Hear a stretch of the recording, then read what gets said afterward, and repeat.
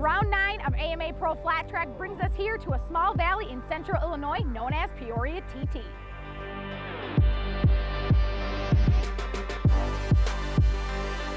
Different from every stop of the season, the only TT that we run this season allows riders to run a front brake because of the big air and the right-hander.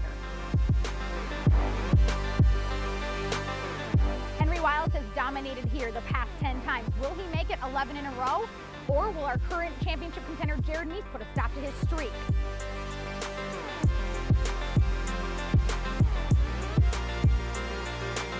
With the unique features of the historic Peoria TT, it's time for these riders to go big or go home.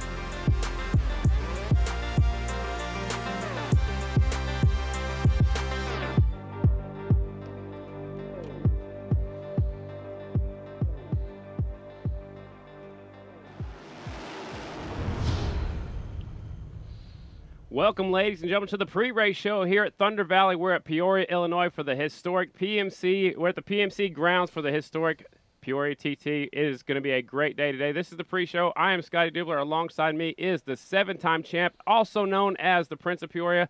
Welcome to Chris Carr. Chris, welcome back to Peoria. How you feeling today, bud? I'm feeling good. I'm excited to call the action today. Watching these guys ride around the track, you know, I kind of wish I had my gear, but I'm really glad I'm not. I think I'm in the right spot today. Well, we're in kind of a nice spot. It's kind of cool right now. We're actually in the booth outside of the first and second corner. We get to watch all the action live for all these fans here at Thunder Valley. Also for the fans watching at fanschoice.tv. And man, it's such a historic place. You've actually won here 13 times. Henry Wiles has won here 10 times, looking for his 11th in a row here today. Yeah, and you know it's going to be interesting watching how things work out here today, because right now he's not the fastest guy here, but he's always been the fastest guy for the 25-lap final.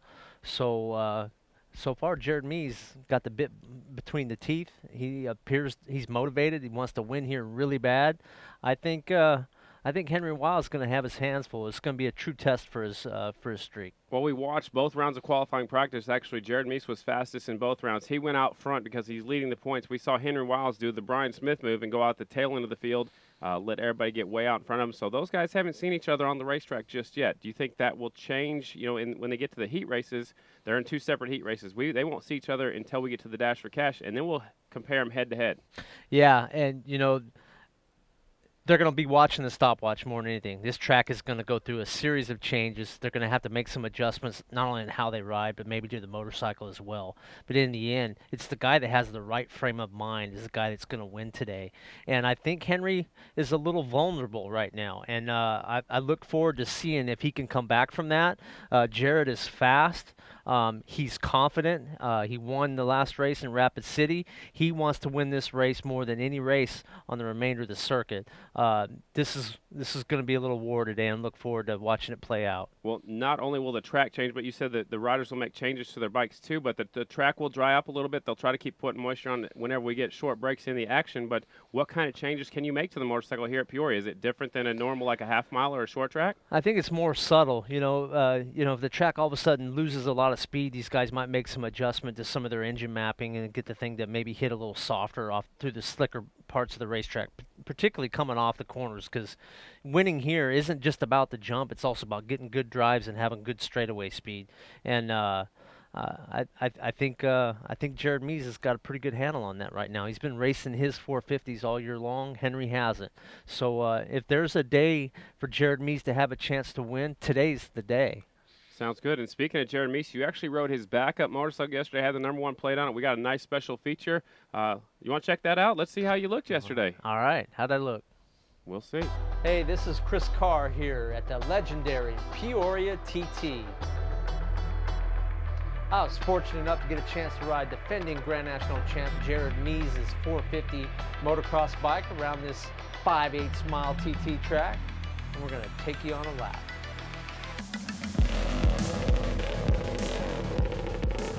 Coming down the front stretch off into turn 1, get to use a lot of front brake, which we normally don't on the AMA Pro Flat Track circuit. Get through turn 2 where you want to try and get a good run off the corner, headed to the jump. The jump here, unlike anything we ever see all year long, is more like an elevation change in the middle of the turn. Right at the apex, the bikes get light and they get airborne. Guys are turning hard left in the air. They land as far left as they can to set up for the road race portion of the racetrack, where you got to keep your momentum up through the right-hander, setting you up good for turn 3. Coming off of turn 4, acceleration is king here as we head down the drag strip. This is known as the front straightaway here at the Peoria TT. Going fast here is as much attitude as it is skill. Winning today takes a little bit of both.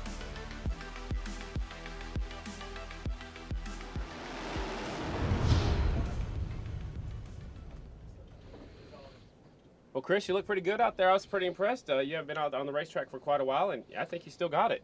Well, it was fun. You know, I only did maybe 2 or 3 laps at a time to do the feature, and I enjoyed those 2 or 3 laps. I don't know that I would have enjoyed laps 4, 5, and 6. It's pretty warm out there right now. You came back from getting our PMC burgers and our pork chop sandwiches, and you were soaked already, and you're not even having your riding gear on. It's hot. I'm old. I'm fat. I'm out of shape. But I had a lot of fun yesterday. Also joining us in the booth is another guy that's been sitting on a couch since Daytona. We actually saw him at the X Games. But Jake Johnson, how you feel, man? It's good to see you. Feel good. It's good to be back. You know, this morning had to shake some cobwebs out. You know, first 2 practice rounds, I was missing my gearing and shifting points and was just kind of out to lunch. But last round started feeling pretty comfortable and, you know, qualified 8th. You know, we're right there in the hunt. Jared and Henry are kind of in a league of their own right now. But I think we can, you know, hopefully maybe match that pace later on today.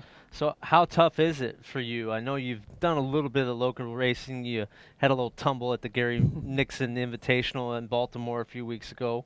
But how tough is it to come off the couch and come to the most physically demanding track you're going to see all year? Yeah, I mean, it's tough. You know, I've been riding a little bit, motocrossing, and, you know, doing the Collins boot camp, stuff like that. But, you know, you can't – it's hard to prepare for Peoria, you know, and like you said, these guys have been racing week in, week out, and like I said, I'd like to, you know, you say I'm sitting on the couch, but, you know, I'm trying to stay busy, but that's the hard thing, just getting back in that mindset, you know, like, you know, Jared, Henry, you know, Kenny, Brian, all those guys are, you know, they got the race faces on, and I gotta find that again. Well, this must have been one hell of a week for you because we heard about the same time that you're going to be riding the factory Harley-Davidson for about the next 3 rounds, and then you got the phone call and you're riding Jared Meese's backup bike. So what happened first? Was the factory Harley ride come across first, or then Jared Meese called you, or how did all this week go? What all transpired? Well, the coming here riding Jared's bike happened. That happened a month ago because I happened to witness that conversation. Yeah, it was actually a little bit before the Gary Nixon race. Me and Jared texted a little bit, and he's like, "Hey man, you going to Peoria?" I'm like, I don't know. And he's like, "Hey, what? You know, you need some parts. You know, you need to make, you know, get your bike going a little faster." I'm like, "Man, I need a whole bike." You know, I'm like, "You got 8 of them things. You know, let me ride one." So you know, he was cool enough to bring a bike for me, and you know, I was expecting him just to, you know, roll out his backup bike, and you know, I was just gonna deal with it. But you know, he was texting me and, you know, "Oh, what do you want this for suspension? You know, what kind of handlebars you like, this, that," you know, so it's like having a full-on sponsored gig. It was know? a full-on factory ride. I mean, we know that Jared works on all his 450s, and he's had a little bit of assistance from Kenny Toller, but he puts his you know, he's busting his knuckles on those things. How was it riding on the track today? We saw you did your second in the final round. Was the track dried out a little bit? Are you comfortable on it? What Are we going to see you maybe on the box and act like a real teammate to Jared Meese and play blocker? What's the story? Yeah, I mean, I hope to. We really haven't discussed team orders or anything like that. I figured what I've been telling everybody, it's easier to ask forgiveness than permission. So, but no, I mean, Jared and Henry they're gonna be tough to beat. But man, if I came out with a podium today, that'd be great. You know, not saying that. You know, I can run with those guys. You know, I have before. You know, but like I said, I'm kind of easing back into it, coming off the couch, and you know, tried to jump into the creek and practice once. So I'm, you know, getting it all together. But no, I got to thank Jared. You know, me and him have been friends a long time, and you know, for him to, you know, offer me up his bike, and you know, he's in the middle of a championship hunt, and I'm sure, you know, there was a ulterior motive there. You know. Having me out there, hoping, you know, to wedge me between him and the other guys in points, but if I get the opportunity, obviously I'm not going to rub him too hard, but if we're out there racing, I would expect him to race me just as hard in that situation, as I would him. So, I'll think twice, I'll plan my pass on him a little bit more than I would somebody else if the situation comes up. Well, we hope you get the chance. Yeah, that's that. what I mean. If Right. the chance, comes, but no, like I said, it's, I got nothing to lose today. I'm out here to have fun and, obviously prepare for what's coming up, at least the next 3 Twins rounds. So, want to come out with a good result, but want to come out healthy, good finish, and, get confidence going again and get my race face back on. Seems like last year your strongest part of the racetrack was the jump, and we've got some great footage you jumping so far over that jump, like 120 feet, which was incredible. It looked like you had wings on your back as you were flying that thing so far. So what's your key to the jump? Hitting it wide open? Do you let off? Do you throw it sideways? There's several different approaches. What's your approach to the jump? I'm taking it a little bit easier today. Jared's bike, that thing's got about 800 horsepower, so I can't hit it.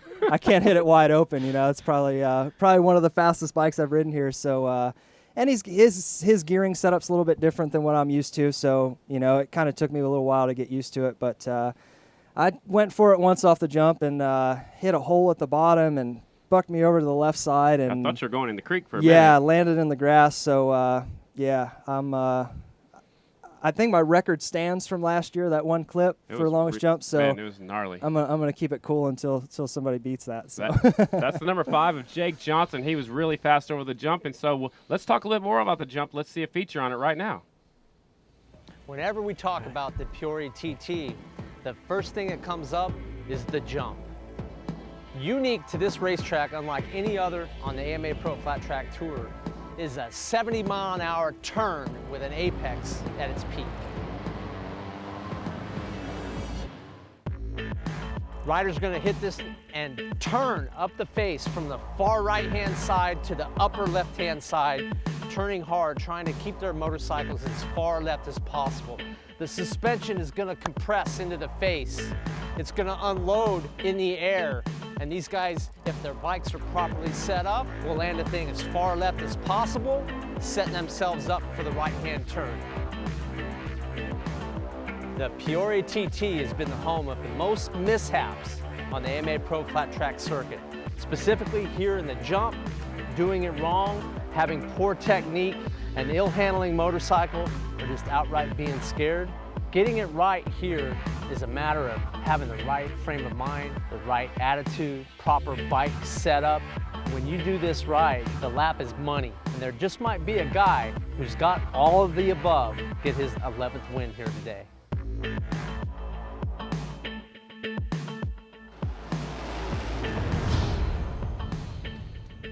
There's a great look right there at the historic jump here at the Peoria Motorcycle Club. We've been joined with another great jumper that's in the field today. He used to be National number 45. He's taken a few years off. Now he's come back in the GNC2 class. He got number 32L on the number plate. Jesse Janisch, you're our fast qualifier today. Welcome up here to the booth. How you doing? Good. It's a very good day so far. I had a couple moments in the first practice, but I definitely have a lot of amateur jitters. It's different. There's not supposed to be any pressure, but at the same time, there's a lot of it, it feels like. Well, we know you won here last month in July during the Stars of Tomorrow series race, and we happened to watch a few of your little mishaps, and we decided to focus on you pretty hard every time you hit the racetrack because we didn't know what was going to happen next. But no matter what, you're still a fast qualifier. You're setting the pace from the third group. You're going to start on the pole in your heat. Your attitude a little bit different when it comes time for the green light to come on? Yeah, it's definitely going to be focused on the start. I think that's a pretty important thing, especially what seems to be in the GNC2 class. I had a couple moments. We made a lot of bike changes, and I'm sure, a lot of it's probably me, just nerves or whatever the case may be. Spring race, no pressure, came out. Don't think we changed a single thing on the bike. So far today, we haven't kept the bike the same once. So you think you have it set up the way you want it for the rest of the remainder of the day, or just going to have to see how it goes? We'll see. Hopefully, if the heat race goes good, I guess that's one positive thing is luckily I was fast qualifier, and then we still made changes. So I'm still trying to base my times, I guess, off of Jared, Henry, the guys that are at the fastest time of the day, and I'm still quite a ways off of them. So I'm looking at them even though we're not in the same class. Well, Chris Carr mentioned a few moments ago that the track will continue to change, and people will have to keep up with the changes to the track according to the changes on their bikes. So how much do you rely on the times from the other races? Well, the heat races, I mean, those guys were one after me, and they made no track prep, so genuinely I would think the track would slow down, and they obviously went faster. The changes we made, I think, would be better for a little bit slipperier track. So we'll see. I think we're just going to plan on, the track's going to deteriorate. I mean, obviously, I'm in the first heat race, luckily, so we're going to have a good, fresh track. And then, hopefully, no problems, we'll make it right to the main, and then we'll have a fresh track there, too. So we'll see. Hopefully, we made the right changes. Any special whips or anything like that that we can look forward to off the jump? Or? I yeah, mean, hopefully. you were doing a pretty good job of whipping the rear wheel to the right, going over the jump. You Yeah. found the left side of the landing off the jump. You found the right side in the middle of turns 3 and 4. Are you gonna do your best to keep it in the middle? Yeah. The rest of the day? The jump's a little different than the spring race. I've been here quite a few times, and I don't think I've ever jumped it the same. If anything, the last time in spring here and now today, it's been fairly similar, but the jump's always different. And I feel like every time you come, you get a little better at it. So hopefully I'm getting better at it. And, hopefully we won't have any more mistakes. Just get a good start and ride smooth. Well, you took some time off. You used to be national number 45. I know a lot of your fans were looking for the 45. Now you're the 32L. What's significant about the 32? I have been number 32 since 1991 when I started racing. Wow. As far as I know, like our district rules were always your last 2 numbers of your AMA card. Oh, wow. So I'm number 32. There you go. And 32 was taken by Sean Baer when I got my national number, and unfortunately the passing of Jim Sumner was fairly recent to that time, and I asked permission from the Sumners, who are our district referees in Wisconsin, if I Right. could run his number. That's so awesome. I became number 45 for the National Series, and then I don't know, just with coming back, it was kind of like back to my roots. I mean, Chris can attest to it. There's a lot of pressure trying to race, and be competitive versus these guys. I mean, Jared, Henry, Kenny, Brian, all those guys are so good and so fast and so focused. It's tough, come in, try to race those guys, and then you're always beating your head against the wall because you're not keeping up. So just trying to run the 32 and be back to my roots and have a little fun with it. So is today a part-time deal for you, or are we going to see some more of the races later in the year? Unfortunately, today's just the part-time deal for today. Depending on the rules, I'd really like to make it out to a bunch more nationals next year. If they go to like a more 450 rules, I don't have a twins ride or anything like that, and I got a full-time job. I got to be at Kraft Foods Monday morning. Yeah. So, well, something that nobody really knows but me, because I'm set in the field, is that the winner of the GNC2 class today gets an automatic invitation to the Super Prestigio of the Americas in Las Vegas. Ooh. So, wow. And that's on a 450. Yeah. That's on the 450. So if you win today, you think you want to go to Las Vegas and we're gonna make that happen, Chris. That's not even kidding. Like, I just started shaking. That's awesome. Hopefully it's a good day. We'll see. That is like an absolute honor. I mean, I watch all forms of racing. I used to road race, and Marquez is insane, obviously, and that would be amazing. It's no guarantee that Mark Marquez will be participating, Well, but it'll be in the same spirit yeah. of the event that he has in Spain. That's like unbelievable. I mean, that's an honor. To be well, able right to do now something you're the like only that. person in the whole pit area that knows that. So you might want to go tell your friends and put the I the might pressure want to on. tell nobody, Right. So everybody just relaxes in case I get the good start I need. Well, Jesse, wish you best of luck to you. Thanks for stopping by here, the pre-race show. And he's a super fast guy in the jump. Another super fast guy that's down there in the paddock. Our third member has caught up to our 10 in a row, 10 races in a row here at the Peoria TT. It's Henry Wiles. Let's go down to Danny Medin's caught up with the 10 in a row race winner. Henry Wiles. Thank you, sir. Wiles, you are the man here at Peoria. You have a target on your back. What is it going to take to win here today? Well, I think it's just going to take a good bike setup, and we're just going to have to get some good starts and, ride well, ride like we normally do here. And, it's not going to be easy. Jared's already shown that he's on his game, but I know how to ride here, and, I think things are going to be a lot better now that we've learned a few things about the bike, and we're going to be a lot closer to the front. We were just chatting a little bit about you being in second place qualifier right now. You're usually in first. Is there a lot of pressure on to make it 11 in a row out here? Not really.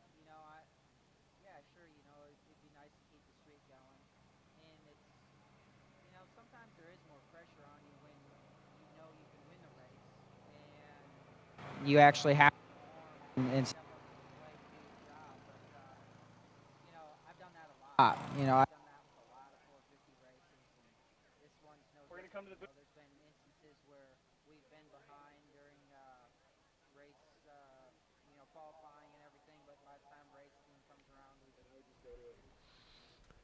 All right, sorry, folks. We're having some audio difficulties out there in the field with Danny Medine. She's down there in the pit area with Henry Wells. They'll work on that. In the meantime, we do apologize for that. Chris, we did have some bad news on Wednesday of last week. We did lose Jethro Halbert, and you know, he succumbed from some injuries back in September 27th from Calistoga. So our hearts are out to the Halbert family. They're doing a lot of things to raise money for Jethro and his son and his fiance and stuff like that. Yeah, you know, it's always an unfortunate thing when we lose a member of our dirt track family, and we know that Jethro put in a pretty tough fight there for the last 9 months. All our condolences out to him and his family, and the whole flat track community that have been touched by him. We put a short tribute video together to honor Jethro Halbert. Let's check it out.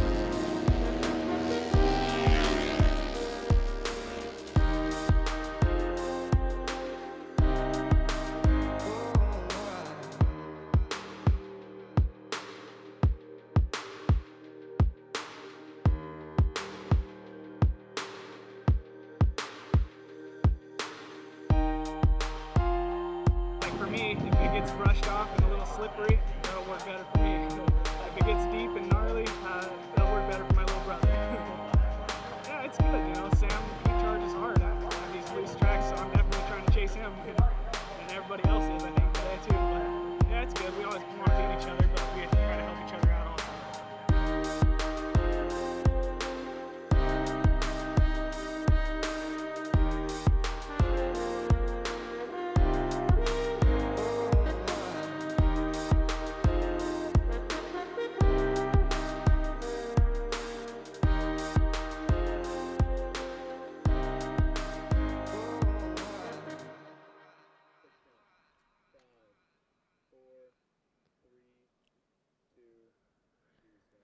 In honor of Jethro's passing, his brother Sammy's going to run the national number 69 the rest of the year. Jethro, we'll miss you. Jared Mees, Grand National number 1.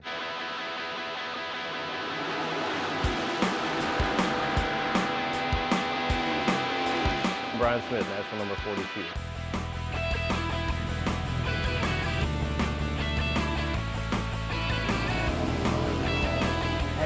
Halbert, number 7. Watch me live on fanschoice.tv.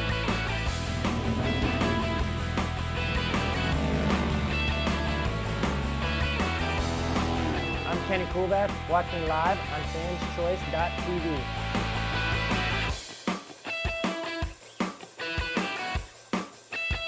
Hey, I'm Brandon Robinson, national number 44. And watch me live on fanschoice.tv.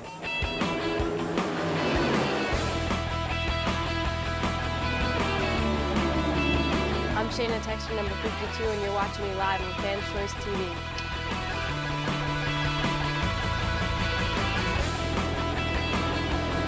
I'm Henry Wiles, number 17. Watch me live on fanschoice.tv.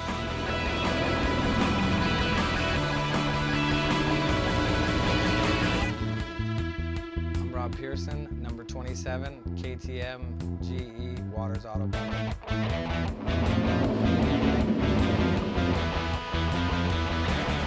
I'm Jeffrey Carver, national number 23. Watch me on fanschoice.tv.